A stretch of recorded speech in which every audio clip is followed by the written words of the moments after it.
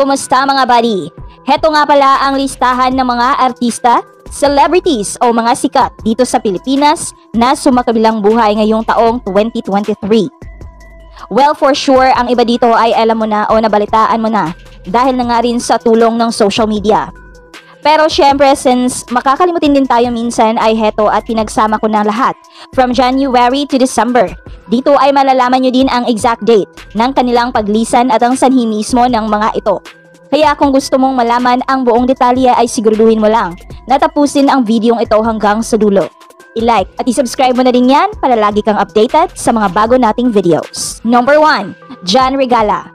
Well, isa nga si John Regala sa pinakamahusay na kontrabida dito sa bansa at talaga namang napakarami ang humahangas sa kanya. Kaya naman noong isang araw na napabalita na lang siyang paggala-gala sa kalye at may karamdaman ay napakarami talaga ang nalungkot dito. Pero noong June 3, 2023 nga ay tuluyan na ngang iniwan ni John Regala ang mundong ibabaw matapos itong mag-cardiac arrest dahil sa komplikasyon sa atay at bato. Number 2, Patrick Guzman. Si Patrick Guzman o Patrick Henson Guzman ay isa ngang Canadian-Filipino matinee idols noong 90s. Pero sad to say, dahil nitong June 15, 2023 nga lang ay sumakabilang buhay na nga siya dahil sa atake sa puso. Number 3, Andre Sison.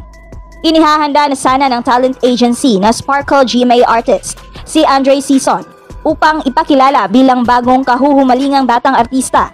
Ngunit hindi na nga ito natuloy dahil nitong March 24, 2023 nga lang ay tuluyan na itong binawian ng buhay dahil sa isang car accident. Well, marami nga ang nanghihinayang dito kasi nga malaki pa sana ang future nito.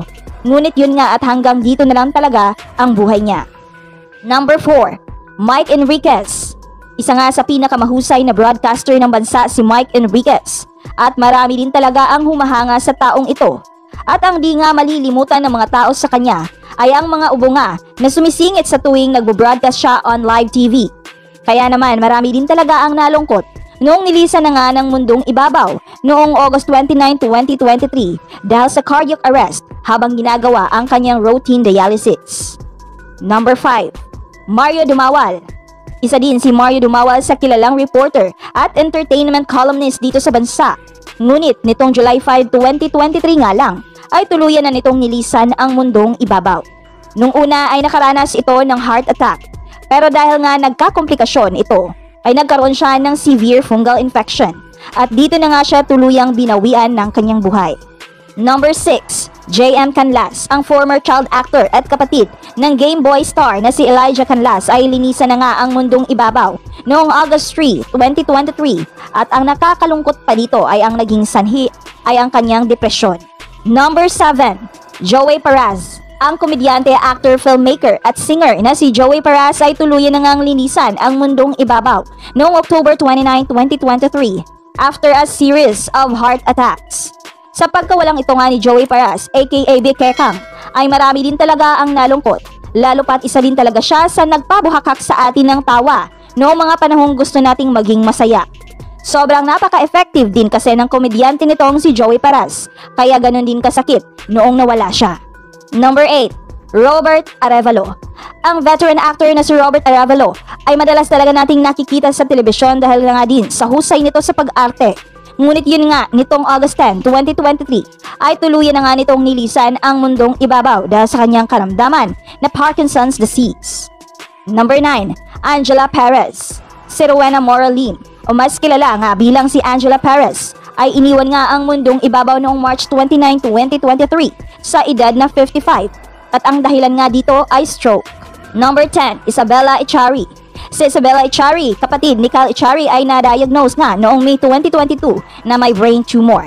At nitong April 1, 2023 nga lang ay tuluyan na nga nitong nilisan ang mundong ibabaw sa edad pa lamang na 12. Number 11, Angie Ferro. Si Angelica Caballero Ferro na isang veteran actress ay isinilang nga noong August 4, 1937 at sumikat noong 1970s. Taong 2022 ay nakaranas ng several strokes si Angie Ferro. Dagdagan pa ng minor accidents na siya namang naging dahilan ng kanyang paglisan dito sa mundong ibabaw. Number 12, Willie Nepomuceno. Si Willie Nepomuceno nga ang isa sa pinakasikat na impersonator dito sa bansa. At ang kadalasan nga niyang ini-impersonate ay mga sikat din dito sa Pinas, especially in politics. Pero nitong July 24, 2023 nga lang ay luyan na nga nitong nilisan ang mundong ibabaw dahil sa pagkakahulog sa kanyang higaan na siyang nagdulot naman ng head injury. Number 13, Ricky Rivero. Si Ricky Salvador Rivero ay isa ngang aktor, director at dating That's Entertainment ay tuluyan na ngang nilisan ang mundong ibabaw noong July 16, 2023. At ang isa nga sa dahilan ay noong dumanas ito ng stroke. Number 14, Sammy Manesi. Ang comedian, content creator, TikToker na si Sammy Manesi nga ay namaalam na noong November 29, 2023. Well, nakilala nga si Sammy dahil sa makukulit ng mga videos. Pero yun nga, ang di natin alam, sa likod pala ng kanyang masiyahing imahe ay kaakibat pala ang isang nakakatakot na karamdaman. At eto nga ang kanyang pagkakaroon ng sakit sa puso. Number 15, Terry Saldana. Isang ang dating PBA player si Terry Saldana at 6-time PBA champion. Ngunit nitong February 1, 2023 nga lang ay tuluyan na nga itong namaalam dahil sa kanyang kidney disease. Number 16, Nap Gutierrez. Ang veteran sports columnist na si Napoleon Gutierrez ay tuluyan na ngang namaalam noong June 29, 2023 dahil sa atake sa puso. Number 17, Samboy Lim. Ang PBA legend na si Samboy Lim aka The Skywalker ay tuluyan na ngang iniwan ang mundong ibabaw nitong December 23, 2023. Actually, nagsimula ang lahat ng ito noon pang year 2014 kung saan nag-collapse na lang si Samboy Lim after na makaranas ng heart attack which led him to coma. Pero noong January 2015 ay nagising. Pero yun nga, maaaring may factor din ito sa nangyari sa kanya. Ayon naman sa mga ulat na nasa tabi niya naman ang kanyang mga mahal sa buhay bago ito tuluyang namaalam. Marami din kasi ang nagmamahal kay Samboy Lim, especially ang mga tagahanga nga, dahil sa likod nga ng kasikatan nito ay sobrang napaka-humble at down-to-earth pa rin nito. Number 18, Kokoy Baldo. Isa nga si Kokoy Baldo sa pinakasikat na mga awit dito sa bansa at ang isa sa pinakanagustuhan nga ng mga tao sa kanya ay ang pagkanta niya ng mga reggae na kanta. Naging finalist din si Kokoy sa The Voice Philippines. Patunay na may talento din talaga ang taong ito. Pero yun nga ang nakakalungkot lang isipin na nitong December 8, 2023 ay tuluyan na nga itong namaalam matapos na masangkot sa isang road accident. Number 19, Ronaldo Valdez. Si Ronald James Dacula Gibbs ay tuluyan na ngang namaalam sa mundo noong December 17, 2023. Ayon sa mga ulat, winakasan mismo ni Ronaldo Valdez ang kanyang buhay. Ito ay matapos niyang malaman na meron siyang malubhang karamdaman. At dahil nga dito ay nag-lead ito into depression. Well, marami nga din ang nalungkot sa pagkawala niyang ito. Kasi kahit nasa edad niyang ito ay sobrang classic pa rin talaga ng mga aktingan niya. So yun nga lang ang nakalap natin ng mga namaalam sa taong 2023 mga buddy. Kaya kung may nakaligtaan ako o hindi nasali ay paki-comment na lang na pang 20 nang maipin-comment ko iyan. At yun nga no, rest in paradise na lang sa kanilang lahat. Maraming salamat din sa mga naiambag nila sa ating bansa at mga inspirasyon at marami pang iba. Ikaw buddy, sino ba sa mga ito ang mas nasaktan ka nung nawala sila sa mundong ito? Comment down below. Hanggang dito na lang at see you on our next video. Adios!